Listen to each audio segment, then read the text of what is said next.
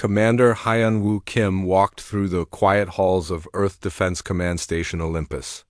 The massive space station floated in high orbit above Earth, watching the stars for any signs of danger. It was 3 in the morning station time, and most of the crew was sleeping. Only the night shift remained awake, monitoring the endless streams of data from deep space. Hyun-woo liked these quiet hours. He could think clearly without the constant buzz of activity that filled the station during day shifts. He had been commanding the Deep Space Monitoring Division for 5 years now, and in all that time, they had never detected anything more interesting than natural radio. Waves from distant stars. The elevator doors opened with a soft hiss as he entered the main monitoring room. Banks of computers lined the walls, their screens showing wave patterns and frequency readings from radio telescopes scattered across the solar system. 3 technicians sat at their stations, looking bored as they watched the data scroll past. "Anything unusual tonight?" Han-woo asked as he approached the duty officer's desk. Lieutenant Young-jun Park looked up from his coffee cup. "Same as always, sir. Just background radiation and some interference from Jupiter's magnetic field. Oh, and the usual chatter from the mining stations around Saturn." Han-woo nodded and was about to leave when one of the technicians suddenly sat up straight in her chair. Her name was Specialist Mik-young Lee, and she had been working the night shift for 2 years. She never got excited about anything. "Sir," she called out, her voice tight with tension. "I'm getting something strange." On frequency 1420.405 megahertz.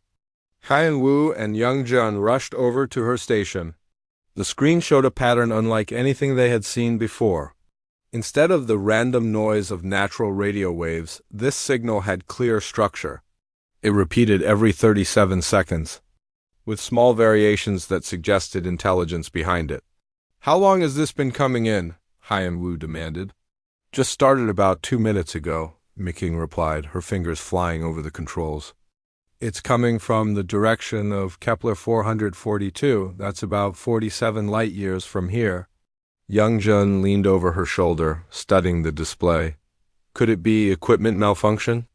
Maybe one of our own probes sending back corrupted data?" Mik-young shook her head. "No, sir. We don't have anything in that sector, and the signal strength is way too high for background interference. This is definitely artificial, and it's definitely not from anything we built." Han-woo felt his heart rate increase. In his 5 years of watching the stars, this was the moment he had always known might come but never truly believed would happen. "First contact with an alien intelligence. Get Dr. So-young Park on the line immediately," he ordered. "I don't care if you have to wake her up. Tell her we need her in the lab right now." While they waited for the xenolinguistics expert to arrive, the team worked to clean up the signal and analyze its structure. The pattern was complex but showed clear mathematical relationships. Someone or something was definitely trying to communicate. Dr. So-young Park arrived 20 minutes later, still wearing her pajamas under a hastily thrown-on lab coat. She had spent her entire career studying theoretical alien languages, preparing for a day like this. Her hands shook slightly as she sat down at the analysis computer. "Play it for me," she said simply. The signal filled the room with its strange, rhythmic pulses. So-young closed her eyes and listened, her mind racing to find patterns within patterns.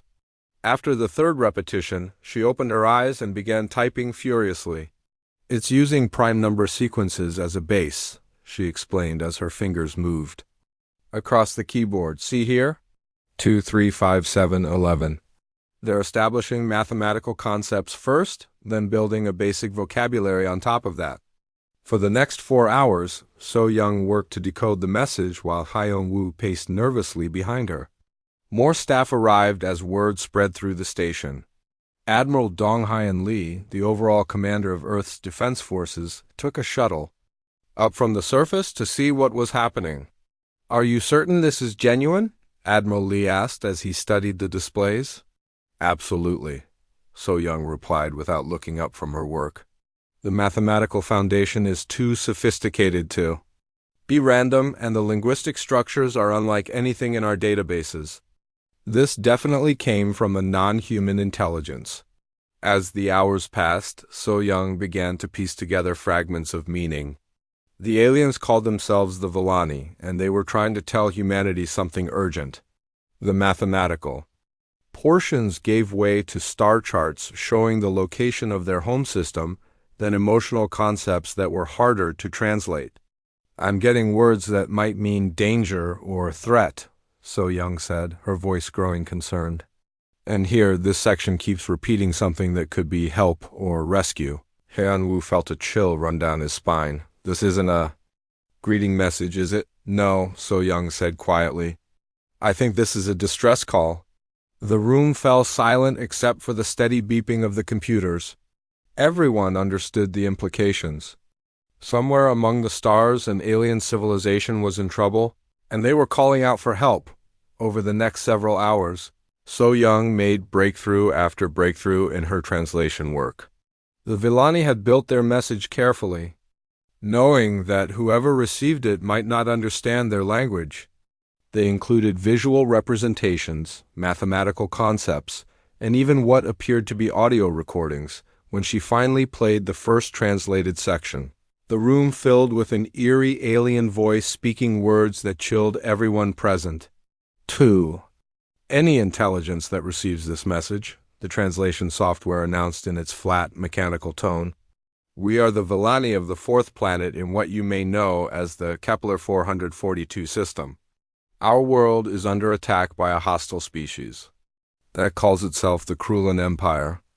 The message continued, describing orbital bombardments that turned cities into glass, the systematic hunting of civilians, and the complete destruction of Villani cultural sites.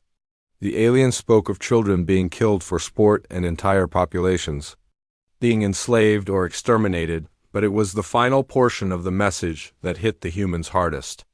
So Young's translation software processed the last few minutes of data, and suddenly the room filled with sounds that no one could mistake, regardless of species.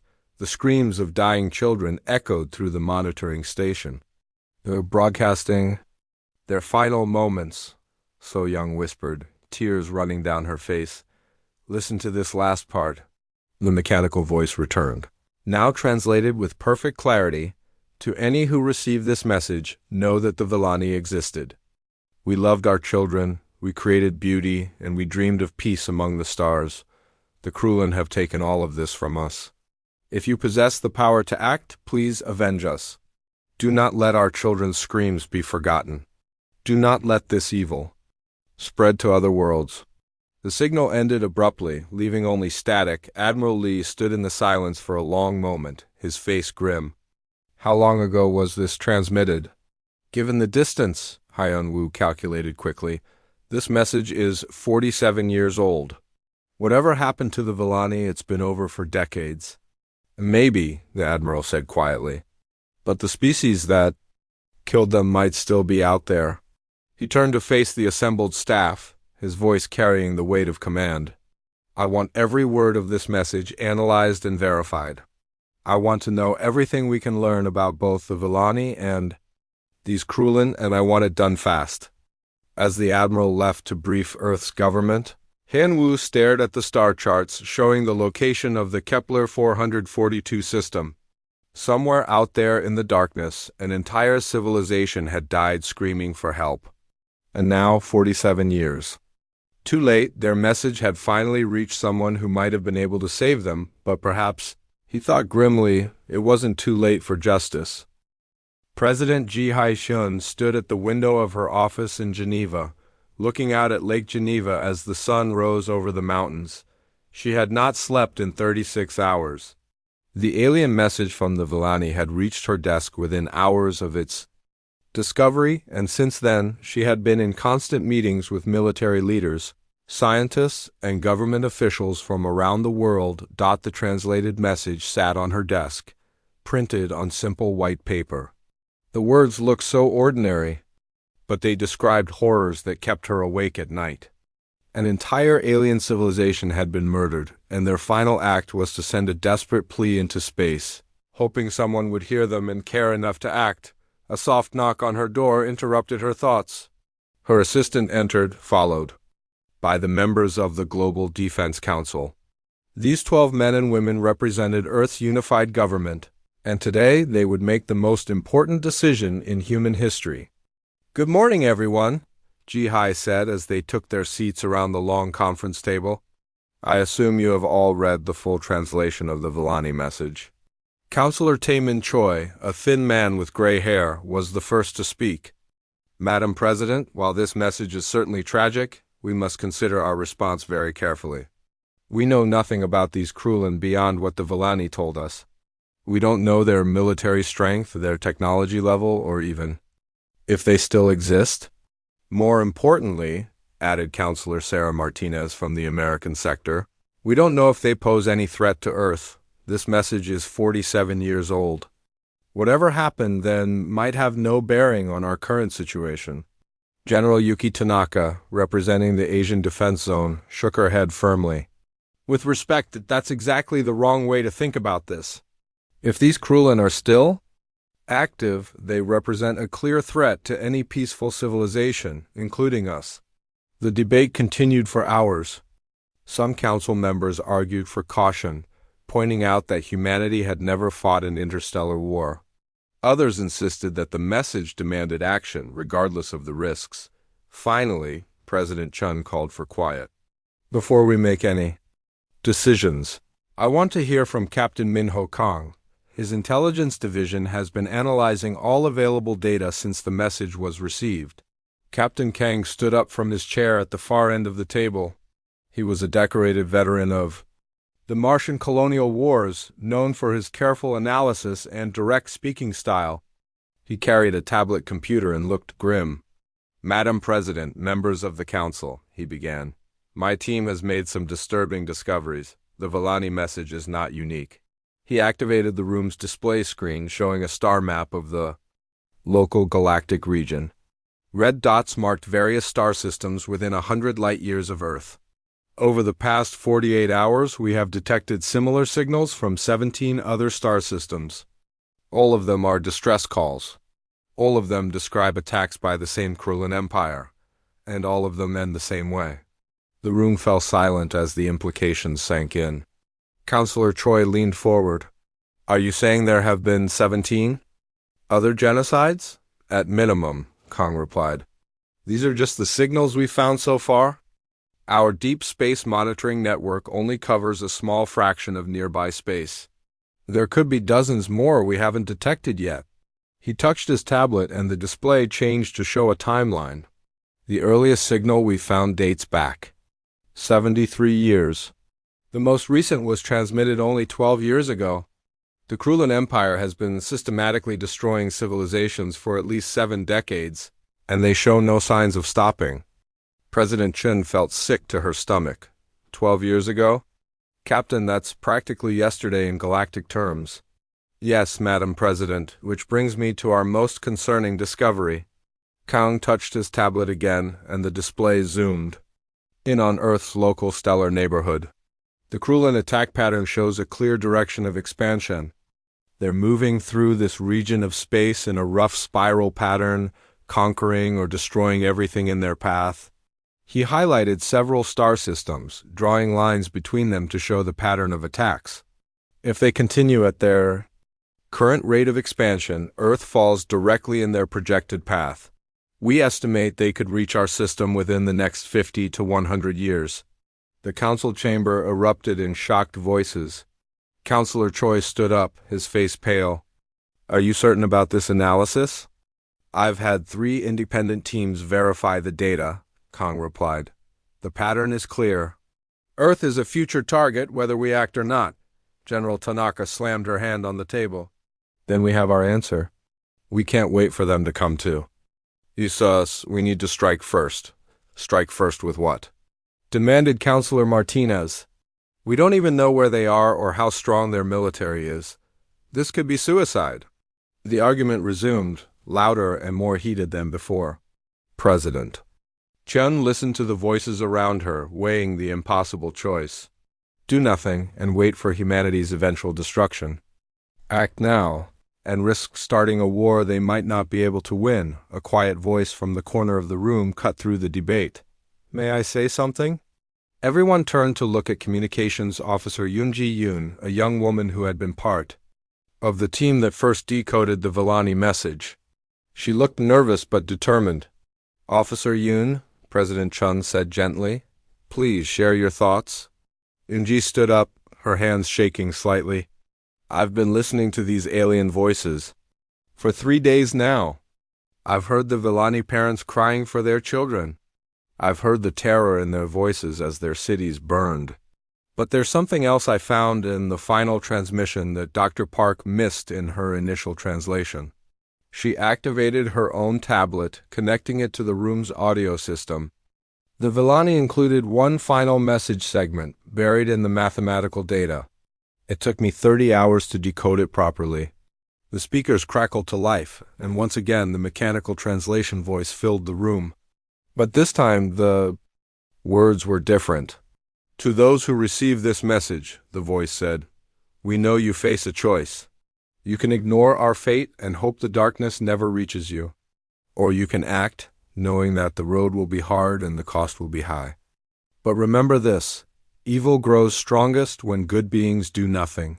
Our children are dead, but yours still live. Protect them. Fight for them. Do not let our silence become your future. The room was completely quiet when the message ended. President. Chun looked around the table at the faces of the council members. Some were crying, others looked angry. All of them looked determined. Councillor Choi, who had argued most strongly for caution, spoke first. How long would it take to prepare our military forces for an interstellar campaign? General Tanaka consulted her notes. If we mobilize everything we have, we could have a battle fleet ready to depart in 6 months. It would be the largest military operation in human history. What about our chances of success? Asked Councillor Martinez. Captain Kang looked thoughtful. Unknown, but we do have some advantages. Human military technology was developed through centuries of warfare on Earth. Our weapons and tactics are designed for extreme violence. Most peaceful civilizations probably never developed anything comparable. There's something else to consider, added Dr. Lisa Wong, the Council's science advisor. Earth is what xenobiologists call a deathworld. Our planet's high gravity, violent weather, and dangerous environment have made humans physically stronger and more aggressive than most life forms are likely to be. We might be naturally suited for this kind of conflict. President Chun stood up slowly. The weight of the decision pressed down on her shoulders, but she knew what had to be done. The Villani asked us to remember their children, she said quietly. But we also have to think about our own. The data shows that the Krulin will eventually reach Earth whether we act or not. We can meet them on their terms, or we can meet them on ours.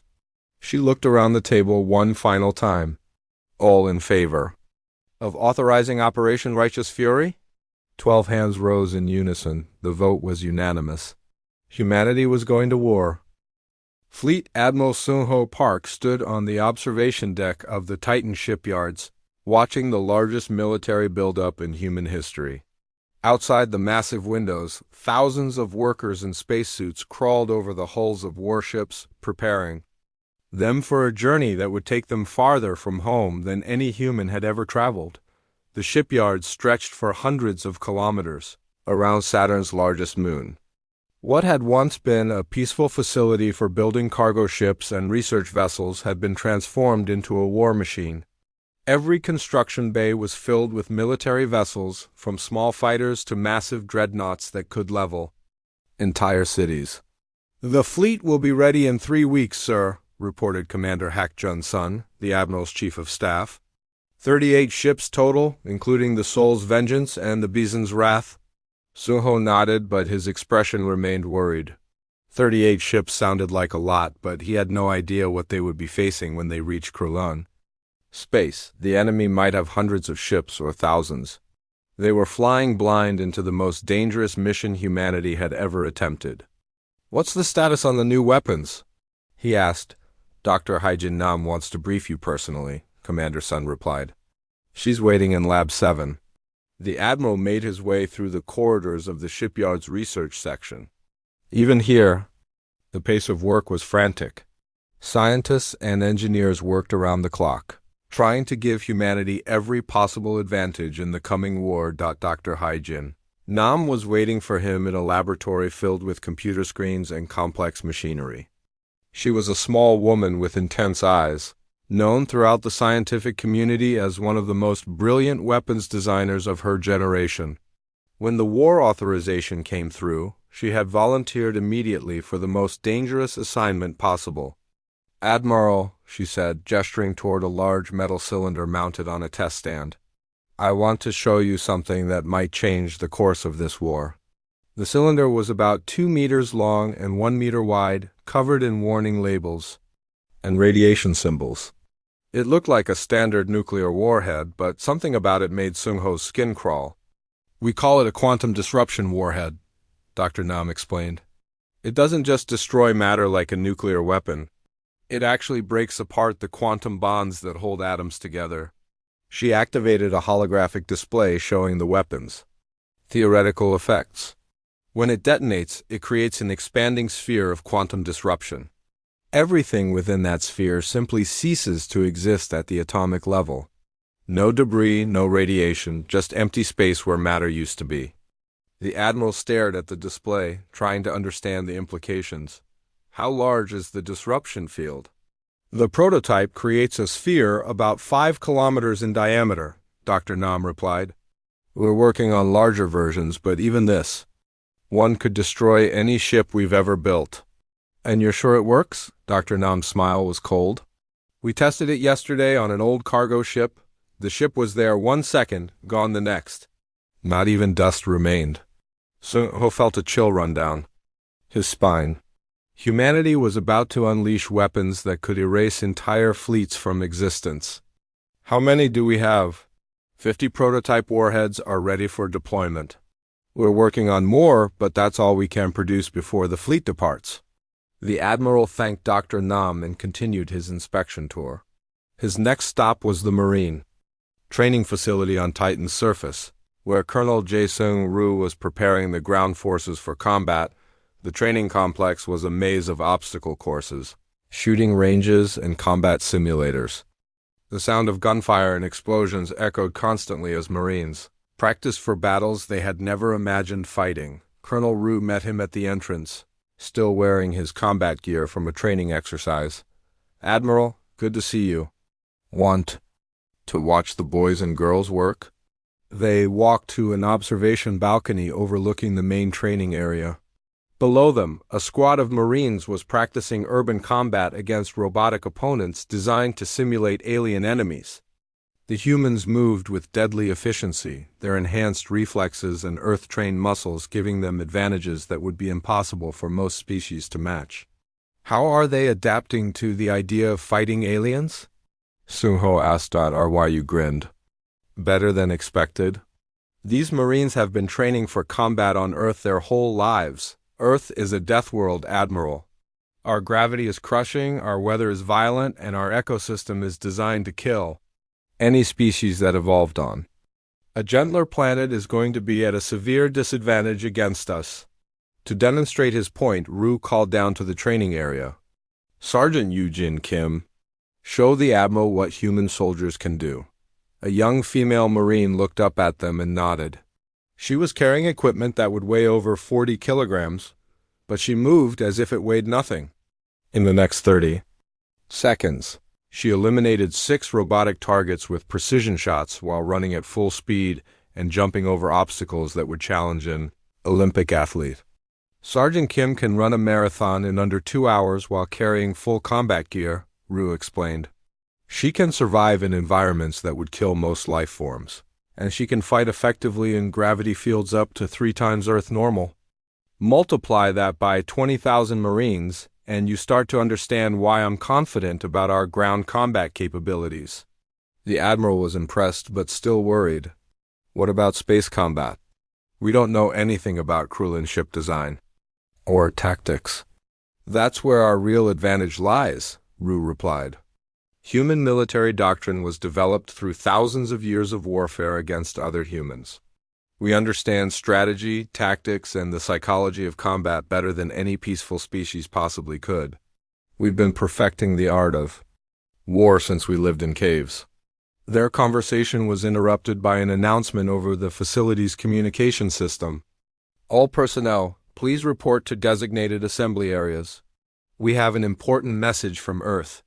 The Admiral and Colonel made their way to the main briefing room, where hundreds of military personnel were gathering.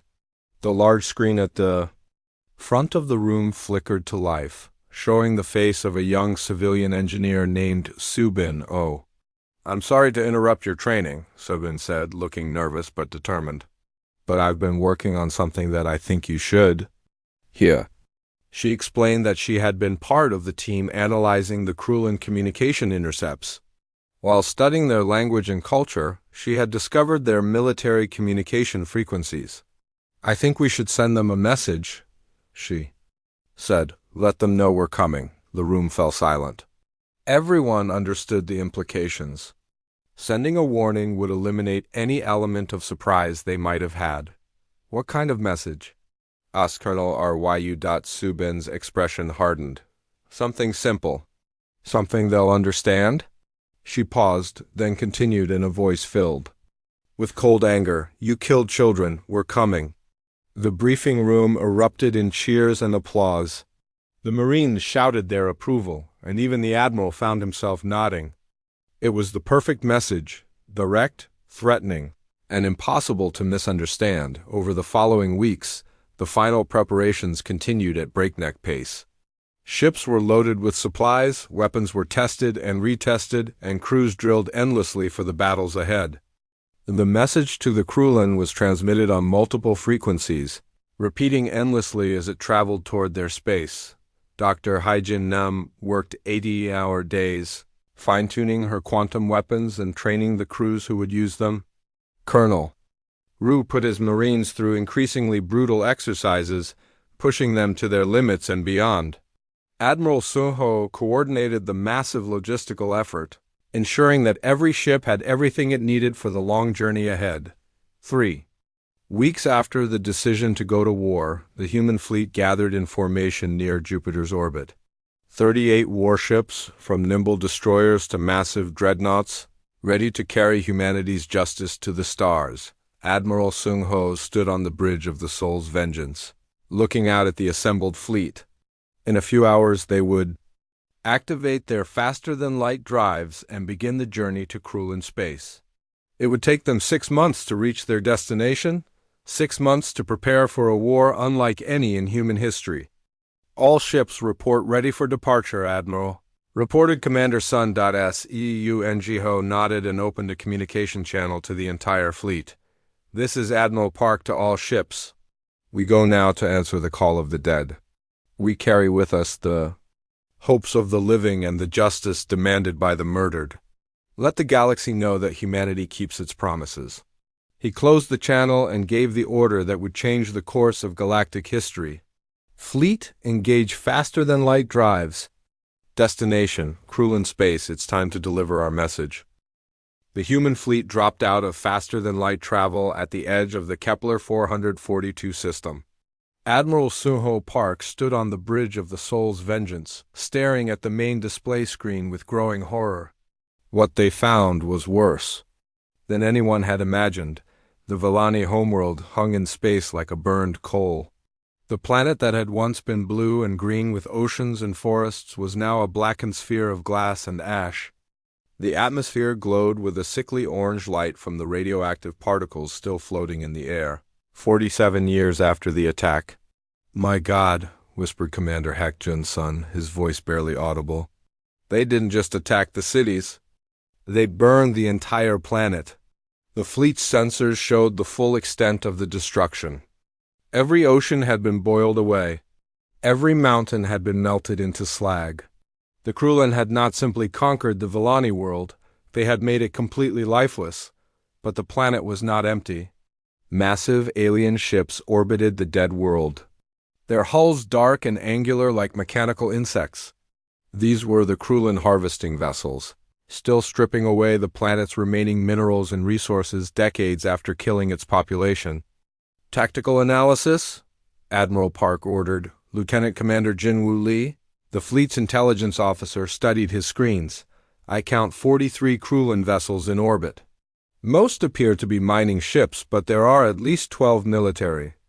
Escorts, unknown capabilities, but they're large.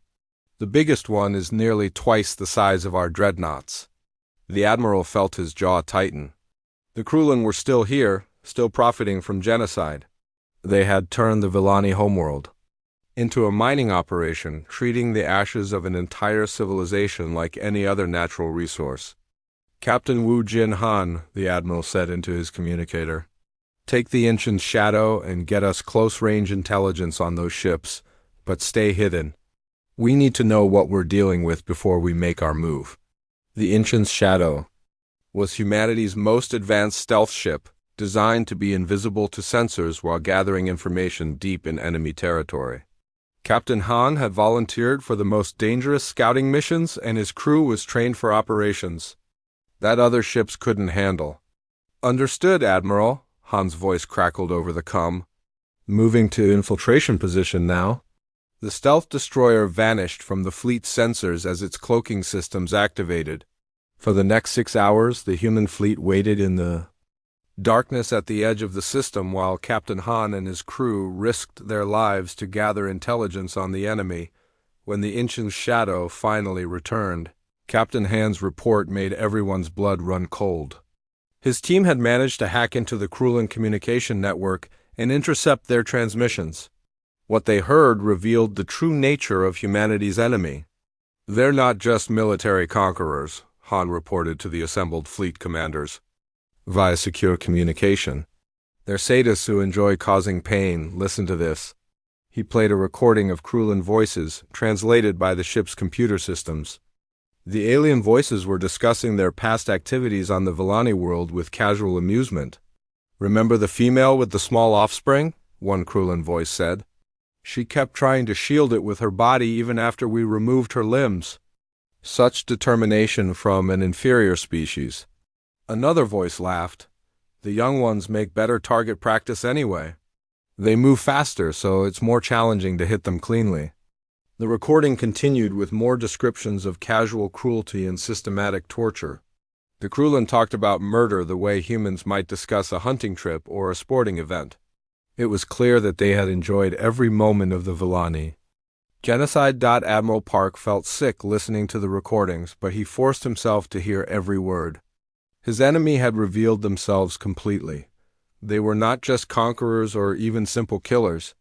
They were monsters who found pleasure in causing suffering, but the worst revelation was yet to come. Captain Han had also intercepted strategic communications between the Krulin commanders and their home fleet. These transmissions revealed the true scope of the enemy's plans. They're planning their next target, Han reported grimly. A system with primitive radio emissions and a single inhabited planet. They describe it as having unusual gravity levels and violent weather patterns. They want to test some new weapons there. The silence on the communication channel was deafening. Everyone understood what this meant. The Krulin were talking about Earth. Commander Vextar, the leader of the Krulin forces in the system, had been particularly detailed in his planning. The intercepted transmissions revealed his strategy for attacking humanity's homeworld. The species appears to be naturally aggressive, Vextar's translated voice explained to his subordinates. This could make them useful as slave soldiers if we can break their spirit properly. We should capture large numbers for experimentation. Another Krulin voice responded, what about the atmospheric incinerators? Command wants us to test them before the main invasion fleet arrives. Perfect, Vextar replied. We can burn their air over their major population centers. Any survivors will be easier to manage without their cities and technology. Admiral Park had heard enough. He cut the communication channel and opened a fleet-wide broadcast. All ships, this is Admiral Park. You've heard the intelligence reports. The enemy that destroyed this world is planning to do the same to Earth, but they made one critical mistake. He paused, looking out at the blackened remains of the Villani world. They're still here. The youngest admiral in the fleet, Junho Bei, was commanding the carrier Bizen's Wrath from his position on the port flank. At 34 years old, he was known for his aggressive tactics and his ability to think quickly in combat situations. He had been waiting for this moment since the fleet left Earth. "Admiral Park," Bay's voice came over the communication system. "Request permission. To speak freely, granted. Sir, we came here to deliver justice for the Villani. But we also came to protect Earth. Those Krulan ships down there are planning to murder our families, our children, everyone we've ever cared about." His voice grew harder. "I say we don't just destroy their ships. I say we hunt down every Krulan vessel, every base, every world they control, until this species learns that some acts have permanent consequences." Murmurs of agreement echoed across the communication channels. The entire fleet was listening, and Admiral Park could hear the anger in their voices. The humans had come for justice, but what they found had transformed their mission into something much more personal. "Admiral Bay raises a good point," Park replied. "We cannot allow this species to continue their expansion. They've made it clear that they see all other life as expendable. If we don't stop them here and now, they will eventually destroy everything in their path." He opened his strategic planning display, showing the deployment of Krulan forces throughout the local stellar region. Captain Han's intelligence gathering had revealed a network of military bases, slave camps, and harvesting operations spread across dozens of star systems. "New mission parameters," Admiral Park announced. "We're not just here to avenge the Villani. We're here to end the Krulan Empire completely. Every ship, every base, every leader who participated in genocide will be destroyed. We're going to show the galaxy what happens when you murder children for entertainment." The communication channels erupted with cheers and battle cries from the crews of 38 human warships. They had traveled 47 light years for justice, but they had found something even more important, a war that needed to be fought. Fleet. Admiral Sunho Park looked one final time at the dead world below, thinking of the Villani families who had died screaming for help that never came. But this time was different. This time, the murderers would face consequences. "All ships, battle stations," he ordered. "Target the Krulan harvesting fleet. Today we begin the hunt." The human fleet powered up their weapon systems and began moving toward the enemy vessels. The Krulan had 47 years to enjoy their victory over the Villani. That victory was about to end. The Krulan fleet detected the approaching human ships when they were still 2 hours away from the dead Villani world. Commander Vexstar stood in the command center of his flagship, studying the sensor readings with growing amusement. 38 vessels, reported his tactical officer. Primitive design, probably using chemical propulsion and basic energy weapons. The largest ship is only half the size of our heavy cruisers. Vexstar laughed, a sound like grinding metal.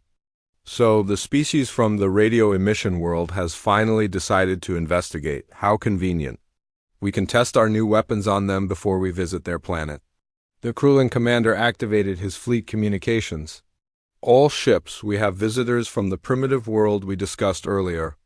200 ships against 38 should provide adequate support. Form attack formation and prepare to demonstrate why the Krulan Empire rules this sector of space." What Vexstar didn't understand was that he was about to face an enemy unlike any his species had ever encountered. The Krulan had spent centuries conquering peaceful civilizations that had developed advanced technology but had never perfected warfare. Humanity was different. Admiral Sunho Park watched the enemy fleet move into attack formation. The Krulan ships were impressive, long, sleek vessels covered in weapon ports and armor plating. They moved with the confidence of a species that had never lost a battle. "Final weapons check," the admiral ordered. "All ships confirm battle readiness." The responses came back quickly. Every human ship reported full combat capability. Dr. Haijin Nam's quantum disruption warheads were loaded and ready. The Marine units were standing by for boarding actions. Most importantly, every crew member understood what they were fighting for. "Admiral," reported Commander Sun, "we're receiving a transmission from the enemy flagship. They're trying to communicate with us. Put it through." The main screen flickered, showing the face of Commander Vexstar. The Krulin looked like a cross between a lizard and an insect, with 4 eyes arranged around a mouth full of sharp teeth. When he spoke, his voice was filled with contempt. "Primitive species," Vexstar said through the translation system. "You have entered Krulin territory without permission. Surrender your ships immediately, and we may allow some of your population to survive as slaves. Resist, and we will make your deaths as painful as we made the deaths of the previous inhabitants of this world." Admiral Park stared at the alien face on his screen. This creature was responsible for the murder of billions of innocent beings. It was planning to do the same thing to Earth. The Admiral's response was simple and direct. "Commander Vexstar," he said calmly, "you killed children for sport. Today you learn what happens when you threaten the children of a deathworld species." The transmission ended. Both fleets accelerated toward each other, preparing for humanity's first interstellar battle. The first exchange of fire came when the fleets were still 50,000 kilometers apart. The Krulin opened with their most powerful weapons, energy beams designed to slice through the hulls of peaceful exploration vessels.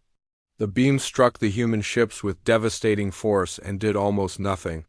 "Minimal damage to outer armor," reported the Soul's Vengeance's tactical officer. "Their weapons are designed for ships built by peaceful species.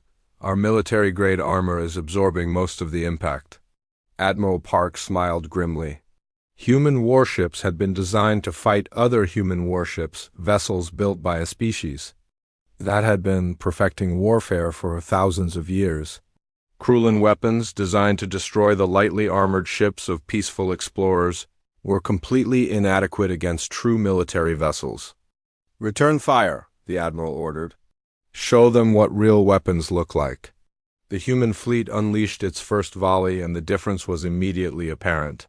Where Krulin weapons were designed to disable and capture, human weapons were designed to destroy completely. Nuclear warheads, particle beams, and kinetic projectiles tore through the Krulin formation. 3 enemy ships exploded in the first 10 seconds of combat. "Commander." Vexstar stared at his tactical display in shock. "How are their weapons so powerful? These are supposed to be primitives." His tactical officer was frantically analyzing the human weapons. "Sir, their technology is completely different from anything we've encountered. These weapons aren't designed for conquest, they're designed for total destruction. This species has obviously spent their entire development focused on warfare." The battle continued, and the Krulin discovered more unpleasant surprises. Human ships didn't just have better weapons and armor, they moved differently. Krulin vessels, built for species that had evolved in gentle environments, couldn't handle extreme acceleration or rapid course changes. Human ships, designed to operate in Earth's crushing gravity and violent magnetic fields, could perform maneuvers that would kill the crews of most other species. Pilot Chan-Woo Kim led the first fighter squadron from the carrier, Bison's Wrath, his 12. Fighters dove into the Krulin formation, pulling acceleration forces that would have turned most alien pilots into liquid. "This is fighter lead," Chan-Woo reported over the communication system. "Enemy fighters are slow and fragile. They can't match our maneuvering capabilities." He proved his point by pulling a 9G turn that allowed him to get behind a Krulin fighter. His weapons destroyed the enemy craft in seconds, but what impressed the Krulin observers was that the human pilot was still conscious and fighting. Effectively, despite acceleration that should have killed him, the Krulin had evolved on a world with light, gravity, and gentle weather. The pilots of their fighter craft were physically incapable of matching the performance of humans who had been born and raised in Earth's harsh environment. Commander Yujin Song was in charge of the weapon systems aboard the dreadnought Soul's Vengeance. She had been waiting for this moment ever since Dr. Nam had shown her the quantum disruption warheads. Now she had a target worthy of humanity's most devastating weapon. "Admiral," she reported, "I have a clear shot at the enemy flagship with the quantum warhead. You are authorized to fire?" Admiral Park replied. The warhead launched from the Soul's Vengeance and streaked toward Vexstar's flagship. The Krulin commander saw it coming and ordered defensive fire. But the warhead was too small and too fast to intercept. When it detonated, the Krulin flagship simply ceased to exist. The quantum disruption field expanded outward in a perfect sphere, and everything within that sphere, hull, crew, weapons, everything was broken down at the atomic level. Where a massive warship had been, there was now only empty space. The sight of their flagship's complete annihilation broke the Krulin fleet's morale. These were warriors who were used to fighting peaceful species that surrendered quickly when faced with superior firepower. They had never encountered an enemy that could make their most powerful ships disappear completely. "All ships, retreat," came the panicked voice of the surviving Krulin commander. "Fall back to the outer system. Call for reinforcements." But Admiral Park had no intention of letting them escape. "All ships pursue and destroy. No Krulin vessel leaves this system alive." The human fleet chased the fleeing Krulin ships across the system. What followed wasn't really a battle. It was a hunt.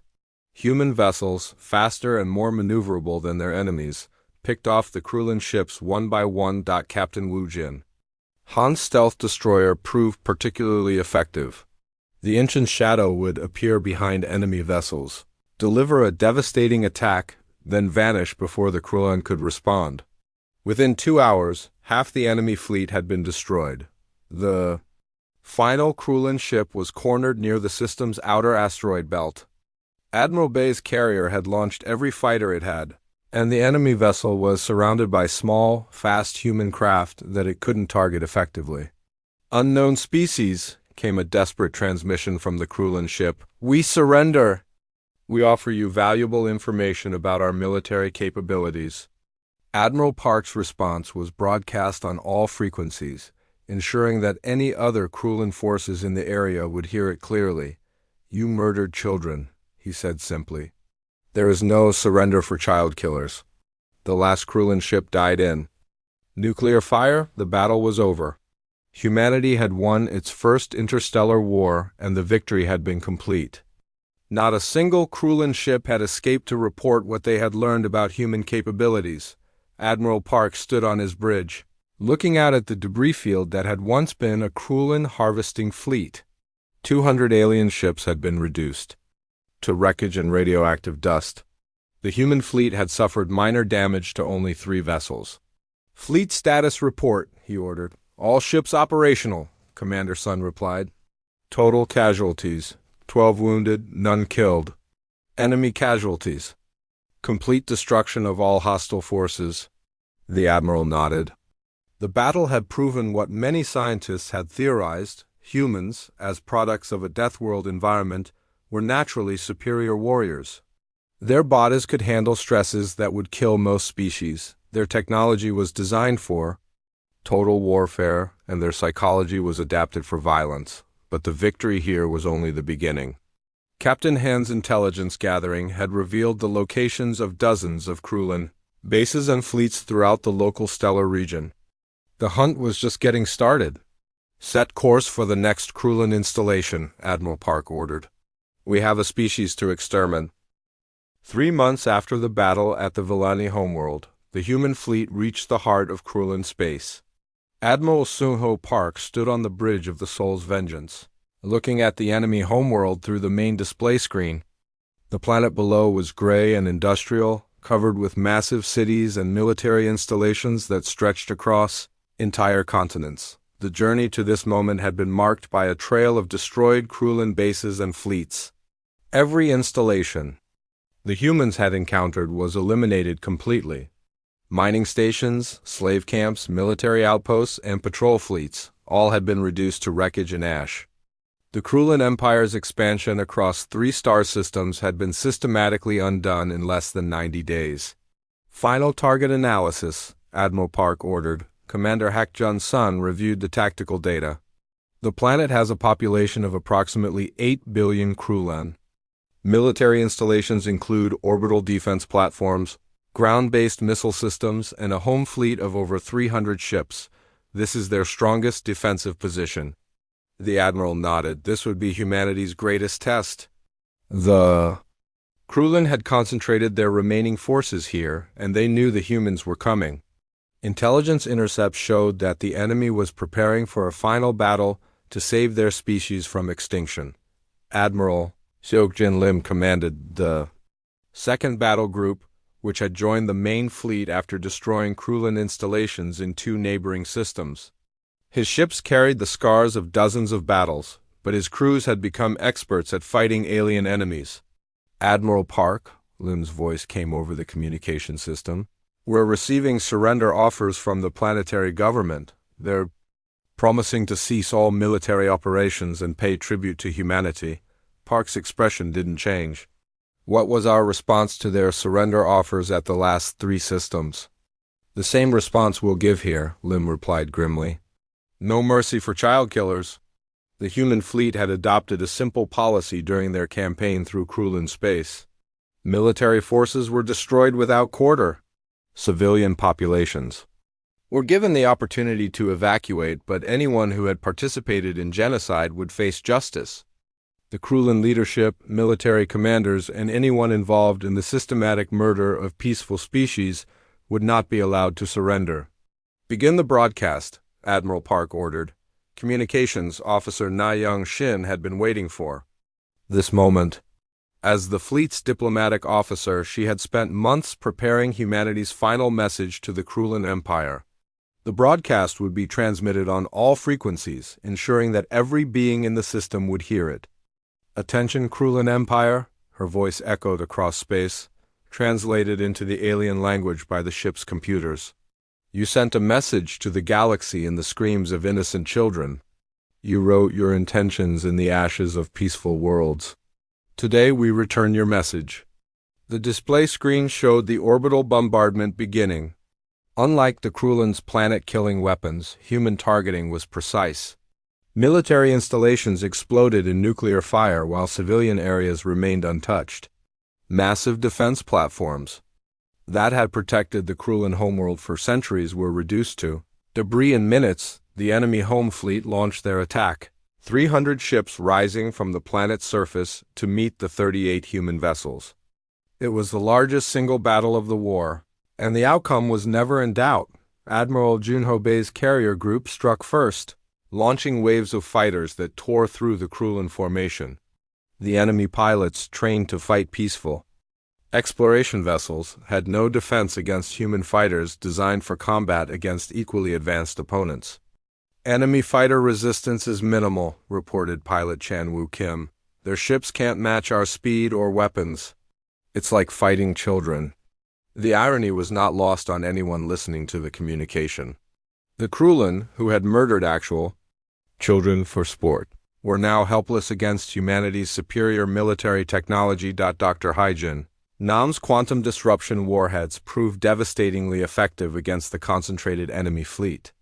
Each detonation erased multiple Krulin ships from existence, creating expanding spheres of nothingness in the middle of their battle formations. Within 2 hours, the enemy home fleet was completely destroyed.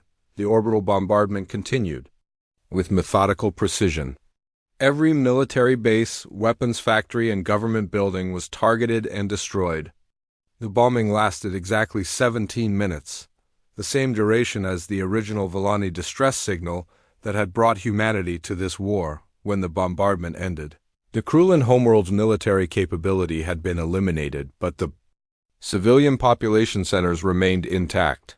Humanity had proven they were not the monsters that the Krulin were. Admiral, reported Commander Sun, we're receiving communications from civilian evacuation centers. They're requesting safe passage off-world for non-combatants. Granted, Admiral Park replied. Any civilian who wishes to leave may do so without interference. Provide them with transport ships if necessary. This was the difference between human justice and Krulin genocide. Humanity made war on those who chose to make war on the innocent.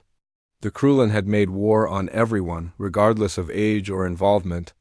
In conflict, the Krulin Supreme Commander Drektha, the ultimate leader of the empire that had murdered billions, was captured attempting to escape in a disguised transport ship. He was brought aboard the Soul's Vengeance in restraints, his 4 eyes filled with hatred and fear. You have destroyed my empire, he snarled at Admiral Park through the translation system. But you have also doomed yourselves. There are other species in this galaxy that will not tolerate your aggression. You have made enemies you cannot imagine.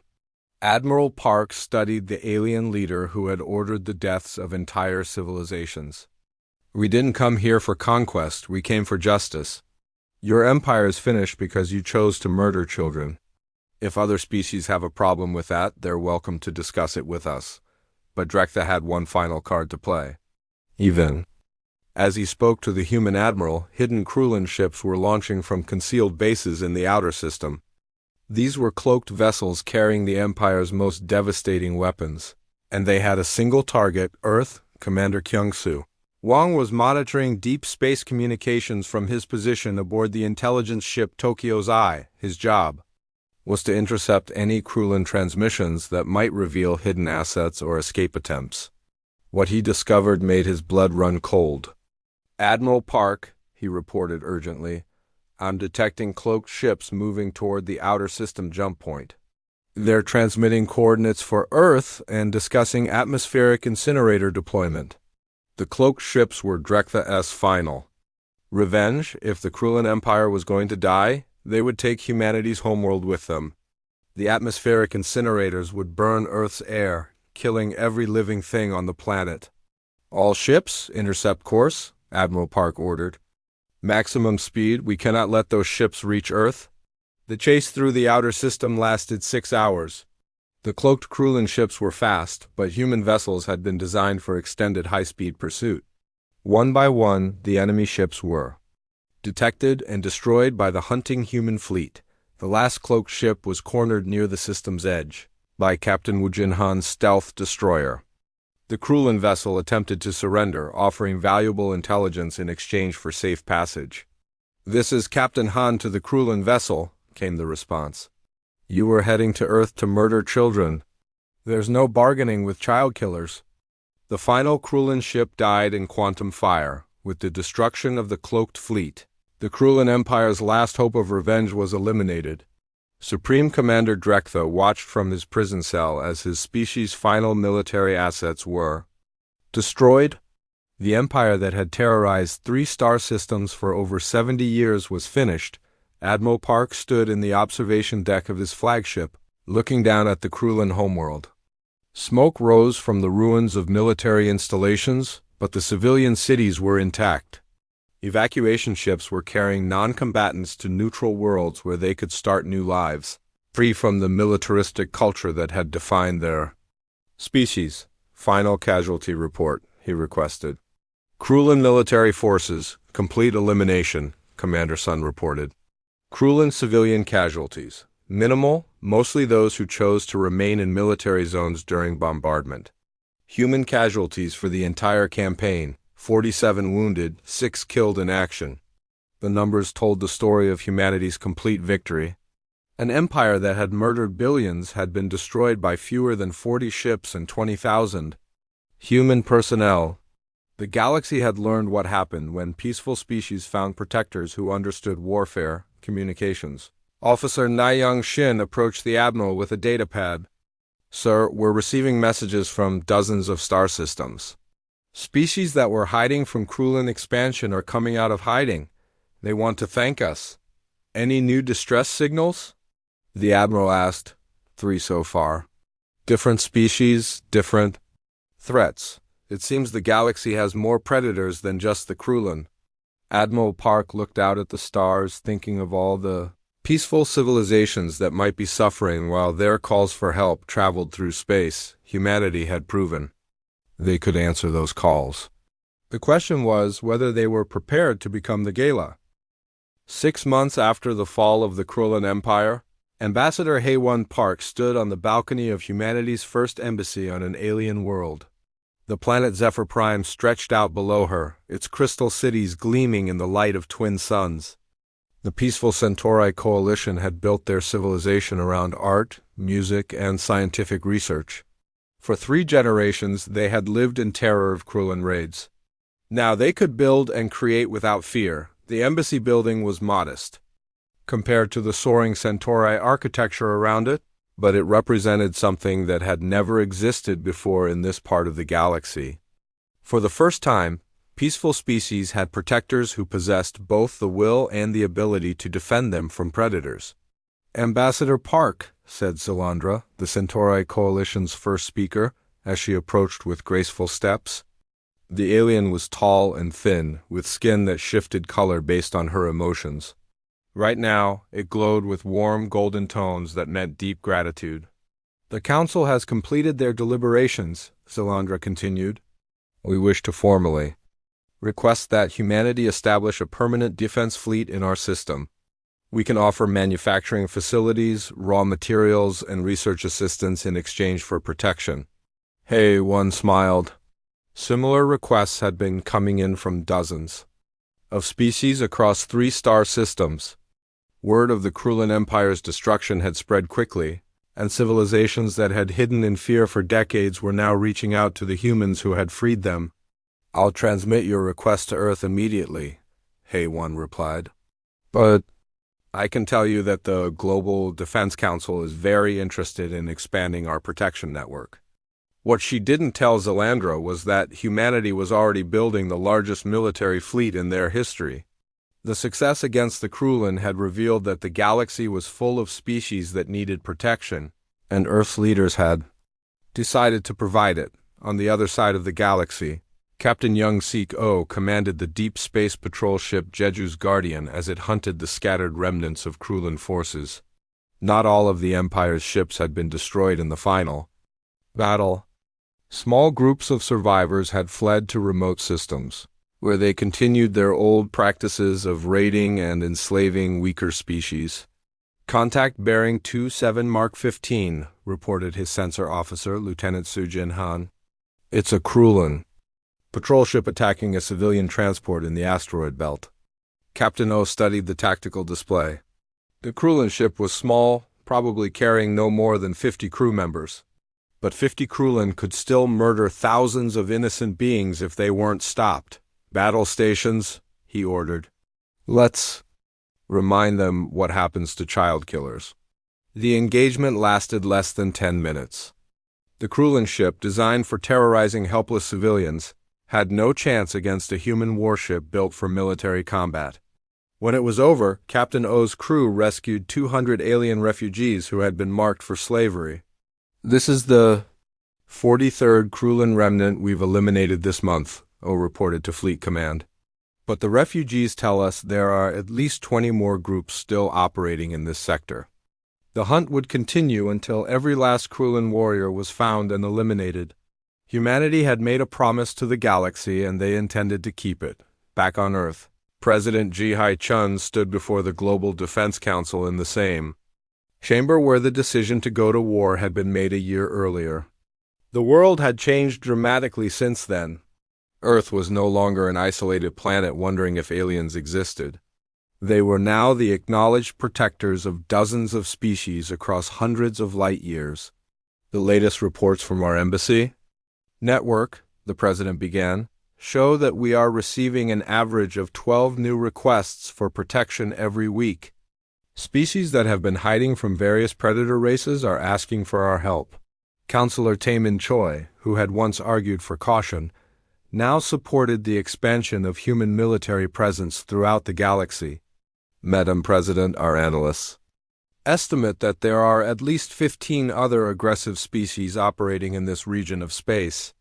The Krulin were just the largest and most organized."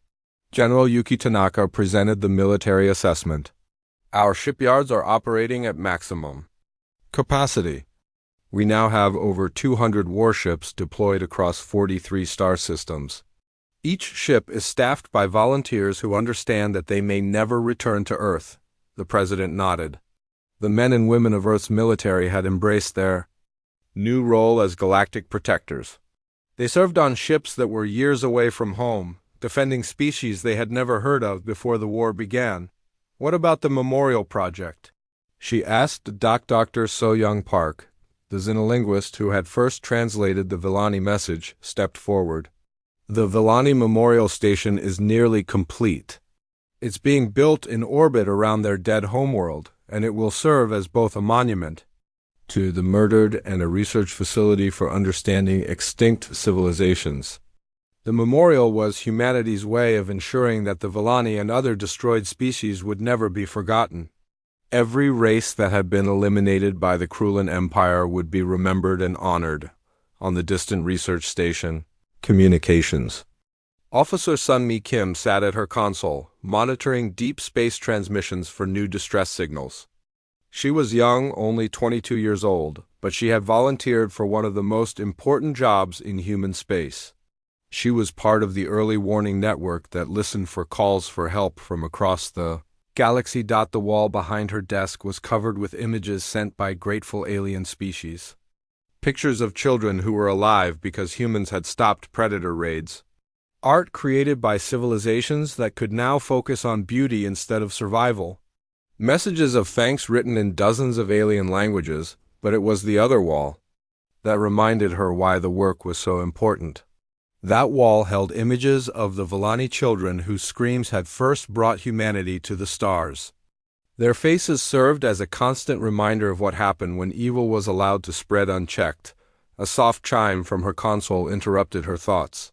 A new signal was coming in from a distant star system, and the pattern was familiar. Prime numbers, mathematical concepts, and then the desperate plea of a species under attack. Sun-me. Listen to the translated message as it played through her speakers. The Kovani, a peaceful species of ocean dwellers, were being hunted by something called the Shadow Fleet. Their cities were being destroyed, their children taken as slaves, and their calls for help had been traveling through space for months. Without answer. Until now. This is Communications Officer Kim to Fleet Command, she reported calmly. We have a new distress signal from the Kepler 186 system. Species designation, Corvani. Threat level, extinction event in progress. The response came back within minutes. Message received, Officer Kim, Battle Group 7 is already en route. Estimated arrival time, 43 days. Sun-mi smiled as she looked at the wall of grateful alien faces.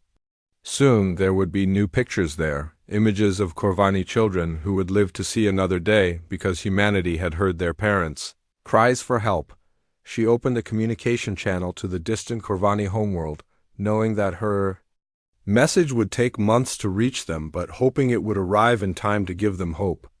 Corvani species, she transmitted. This is the Human Defense Fleet. We have received your distress signal and understand your situation. You are not alone. Help is coming. It was the same message that humanity now sent to every species that called out in desperation. 3 simple words that had changed the galaxy. Help is coming. The message would travel across space at the speed of light, carrying with it the promise that had made humanity the guardians of peace in their corner of the galaxy. Somewhere in the darkness, predator species continued to hunt the innocent. But now the innocent had protectors who understood that some fights were worth crossing the galaxy for. In the months and years that followed, the human fleet would grow larger and reach farther. New species would be contacted and protected. New threats would be identified and eliminated. The galaxy would become a safer place for those who chose peace over war, and in orbit around the dead Villani homeworld, the memorial station would continue its work of remembering the lost, while serving as a warning to anyone who might consider following the Krulan Empire's path. The age of human protection across the galaxy had begun, born from a simple response to an alien distress signal that had traveled 47 years through space to find the one species capable of answering it.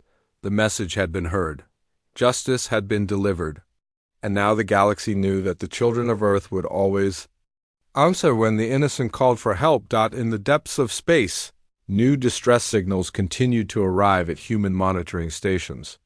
Each one was answered the same way, with ships and weapons and soldiers ready to fight for species they had never met, because some promises, once made, define who you are forever, and humanity had promised the galaxy that evil would not go unanswered.